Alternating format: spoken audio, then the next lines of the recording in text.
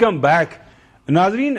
کیا حکومت کو 6 ماہ کا الٹیمیٹم دے دیا گیا ہے؟ اس حوالے سے آپ نے دیکھا مختلف اطراف سے سٹوریز ہوئیں. بنیادی طور پر سٹوری یہ کی گئی کہ جو معاشی معاملات ہیں حکومت کو وارن کیا گیا ہے کہ ان کے اوپر کوئی کام کریں, ملک کی معیشت نہیں چل رہی.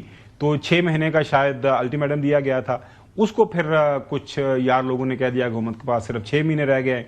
اس سے پہلے سہیل بڑائی صاحب نے ایک ونڈر بوائے کا ذکر کر دیا تھا کہ جو ہے بے شک اس میں کوئی دو رائے نہیں ہے کہ شہباز شریف صاحب سونا ہے, لیکن موجودہ جو نظام ہے اس کو کسی ہیرے کی تلاش ہے, کیونکہ سونے والے بندے سے کام نہیں چل رہا. تو کیا انہی کو تراشا جائے گا, سونے کو کنورٹ کر دیا جائے گا ہیرے میں, یا کوئی نیا ہیرا آئے گا؟ تو سب سے پہلے ہیرے کی تلاش, یہ جو ونڈر بوائے ہے اس کے پیچھے کیا کہانی ہے؟ حسن ایوب صاحب واضح طور پر خبر دے دیجیے گا, اپنا کامنٹ کر دیجیے گا, کیونکہ آج ہم نے اس کو رکھنا ہے سنبھال کے. سٹوریز آپ کا ریکارڈ اتنا اچھا نہیں ہے, کافی سٹوریز میں بہت اچھا ہے, لیکن کچھ میں ظاہر ہے وہ ہم گنواتے نہیں ہیں. کیا موجودہ حکومت یہ بجٹ پیش کرے گی, فائنانس منسٹر بجٹ پیش کریں گے, یا اس سے پہلے کوئی تبدیلی آپ کو نظر آ رہی ہے؟ آپ کے سوال کا جواب یہ ہے جی کہ فائنانس منسٹر صاحب یہ بجٹ پیش کریں گے جی, کوئی ایشو نہیں ہے. ہی ول کنٹینیو, اور ان کے اوپر مکمل کانفیڈنس ان کو حاصل ہے پرائم منسٹر کا بھی, اور جس طرف لوگ اشارہ کر رہے ہیں وہاں کا بھی. ایک بات.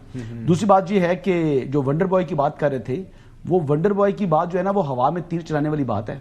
اب یہ وہ لوگ ہیں کہ ان کو چھپنے کے رستے نہیں مل رہے.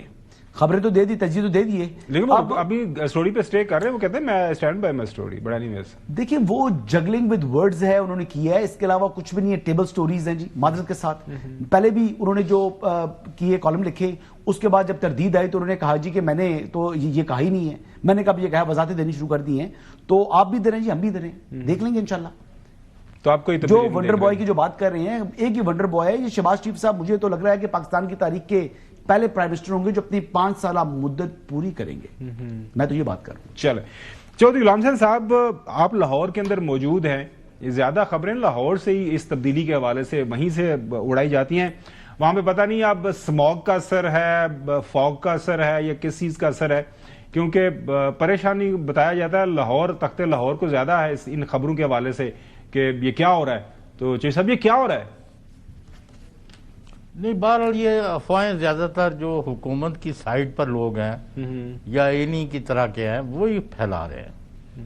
ہمیں ان خبروں کے پھیلنے سے اور ان کی صداقت یا ان کے بارے میں کوئی زیادہ دلچسپی نہیں ہے. نہیں سر, آپ کی رائے تو چاہیے نا, مطلب سسٹم کو سامنے رکھتے ہوئے آپ سے سوال تو میں نے آپ بات سن لینا سارے. جی جی پلیز پلیز. مطلب ہے موجودہ جو سلسلہ ہے اس میں شہباز شریف سے بہتر ان کے پاس کوئی مورا نہیں ہے, یعنی کوئی کردار نہیں ہے, کوئی لیڈر نہیں ہے. لہذا جب تک میں تو اب کراچی کا بھی انٹرو میں جو فرما رہے تھے, میں تو وہاں خود موجود تھا نا. تو کیسا رہا کراچی؟ مجھے تو اندازہ ہے نا کہ لوگوں کا موڈ کیا ہے. تو اس لیے آپ عوام کو 2 چیزیں آپ کو بار بار کہا ہے جس کو آپ سیریسلی نہیں لیتے. ایک, عوام کو شکست نہیں دی جا سکتی, اور عوام کا موڈ جو ہے وہ آپ کے تجزیوں کی 100% نفی کرتا ہے. حسن ایوب صاحب یہ کیسا رہا, مطلب سوشل میڈیا, کیونکہ میں آپ سیریس لیتے ہیں کیونکہ آپ سوشل میڈیا کے اوپر آپ کو پتا ہے ٹیررائز بھی کرتے ہیں ان کو, اور نظر بھی رکھتے ہیں, آپ میں وی لاگ بھی کرنا ہوتا ہے. تو آپ کو کیا لگا یہ؟ دیکھیں پہلی بات تو یہ ہے کہ سہیل آفریدی نے جو آج بات کی کہ حکومت پاکستان کے پاس کیا شواہد ہیں کہ افغانستان جو ہے کی سرزمین استعمال ہو رہی ہے پاکستان میں دہشت گردی سے متعلق, یہ بیان دیا انہوں نے. آپ دیکھ لیں کہ ان کو شرم آنی چاہیے سہیل آفریدی صاحب کو. آپ کو تو بیسکلی پاکستان کے موقف کے ساتھ کھڑا ہونا ہے.